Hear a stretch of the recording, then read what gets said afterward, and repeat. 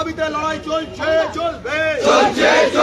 রানাঘাট শহর জুড়ে আইন শৃঙ্খলার অবনতি হচ্ছে কেন? রানাঘাট থানার আধিকারিকরা জবাব দাও। ইনকিলাব জিন্দাবাদ। রানাঘাট শহর জুড়ে সিন্ডিকেট রাজের বিরুদ্ধে লড়াই চলছে, চলবে। রানাঘাট শহর জুড়ে সিন্ডিকেট রাজের বিরুদ্ধে লড়াই চলছে, চলবে। সিন্ডিকেট রাজের ঘুঘুর বাসা ভেঙে দাও, গুড়িয়ে দাও। রানাঘাট শহর জুড়ে সিন্ডিকেট রাজের ঘুঘুর বাসা ভেঙে দাও, গুড়িয়ে দাও।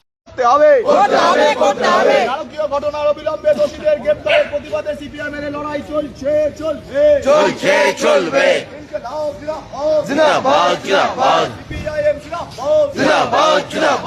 ইনকিলাব জিন্দাবাদ। রানাঘাট শহর জুড়ে সিন্ডিকেট রাজের ঘুঘুর বাসা ভেঙে দাও, গুড়িয়ে দাও। রানাঘাট পুলিশ প্রশাসনকে রানাঘাটের আইন শৃঙ্খলার অবনতির ফেরাতে উপযুক্ত ব্যবস্থা গ্রহণ করতে হবে।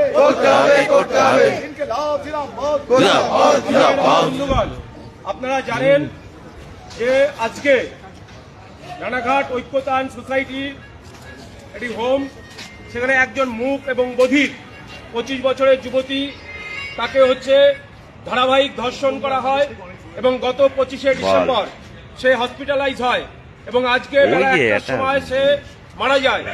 খুন এবং ধর্ষণ এবং খুন করে তাকে আজকে হসপিটালে তার মৃত্যু।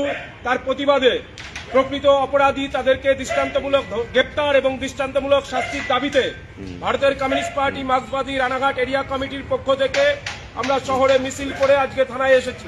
আমাদের একটাই দাবি যে ধারাবাহিকভাবে বিভিন্ন সারা রাজ্যে যে ঘটনা ঘটছে, প্রতিদিন ধর্ষণ খুনের ঘটনা ঘটছে, মায়েদের বোনেদের নিরাপত্তা বিঘ্নিত হচ্ছে। আমাদের শহর, আমাদের এই সংস্কৃতির শহর রানাঘাট, এই রানাঘাট শহরও সেই ঘটনা ঘটছে। অবৈধ হোমগুলো চলছে। দীর্ঘদিন প্রশাসনের নজর এড়িয়ে কিভাবে এই অবৈধ হোম চলে এবং সেই অবৈধ হোমের মধ্যে ধারাবাহিকভাবে একটি মূক এবং বধির মেয়েকে নিপীড়ন করা, ধর্ষণ করা এবং শেষ পর্যন্ত তাকে আজকে মৃত্যুবরণ করতে হয়েছে। তার প্রতিবাদে আমাদের যেমন এই বিক্ষোভ, এবং আমরা দাবি জানাবো যে অপরাধীদেরকে গ্রেপ্তার করা এবং তাদের দৃষ্টান্তমূলক শাস্তির দাবিতে আমাদের এই অবস্থান বিক্ষোভ চলছে।